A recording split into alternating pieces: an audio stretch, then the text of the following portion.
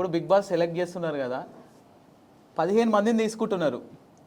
ఆ 15 మంది ఎలాంటి వాళ్ళని తీసుకుంటే బెటర్ అంటారు, బాగుంటుంది అంటారు మీ నుంచి? ఇప్పుడు సామాన్యులకు అగ్ని పరీక్ష కాబట్టి సామాన్యులు ఎక్కడ ఉంటారు? సామాన్యులు ఊర్లలో ఉంటారు.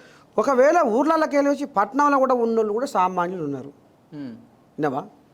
వాళ్ళని తీసుకో, వాళ్ళలో ఏముందో వాళ్ళలో ప్రతిభ ఏముందో వాళ్ళని గుర్తించు, ప్రతిభావంతులను ప్రోత్సహించు.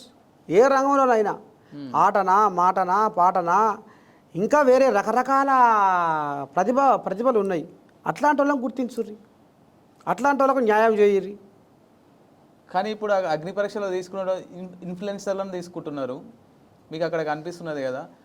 ఆల్రెడీ ఫాలోవర్స్ చాలామంది ఉన్నవాళ్ళు, జనాలలో పేరున్న వాళ్ళనే అక్కడికి నార్మల్ వ్యక్తిగా ముసుగేసుకొని వచ్చిర్రు. మీకు ఆల్రెడీ బయట వాళ్ళకి చాలా పేరుంది, అక్కడ మీకు నార్మల్ వ్యక్తి ఎవరన్నా ఉన్నట్టు అనిపించిందా మీకు? అనిపించలేదు. ప్రతి ఒక్కరికి వాళ్ళకు దాదాపు ఇన్స్టాగ్రామ్లోనే లక్షల మంది ఫాలోవర్స్ ఉన్నారు. బయట వాళ్ళకు పేరున్న మనుషులే వాళ్ళు. అంటే సామాన్యులు అక్కడ నాకు కనపడలే, సామాన్యులు నాకు అక్కడ కనపడలే. పేరుకైతే ఒక కేతమ్మ తప్ప, కేతమ్మ పేరుకైతే సామాన్యుల ఎంట్రీ అని, బిగ్ బాస్ ఎంట్రీ అని ట్యాగ్ చేసిరు. కానీ అక్కడ పోయేసరికి ప్రతి ఒక్కరికి ఫాలోవర్స్ ఉన్నారు, ఇన్ఫ్లుయెన్సర్స్.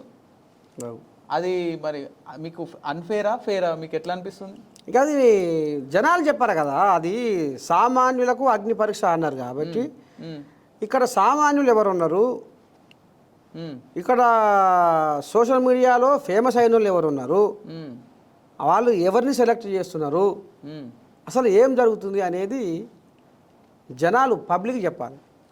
అంటే ఒక సామాన్యుని తీసుకుంటే టీఆర్పీ తగ్గిపోతుంది, ఫాలోవర్స్ ఉంటే టీఆర్పీ ఎక్కువ వస్తుందని వాళ్ళనే తీసుకుంటారు అంటారా? అది మనం అది జనాలకి ఇరికే కదా, ఏదైనా జనాలకే పట్టి ఉంటుంది. జనాలే రేపటి ఇప్పుడు జనాలు చెప్తున్నారు కదా సోషల్ మీడియాలో నవదీప్ గురించి, వాళ్ళ జడ్జిమెంట్ గురించి.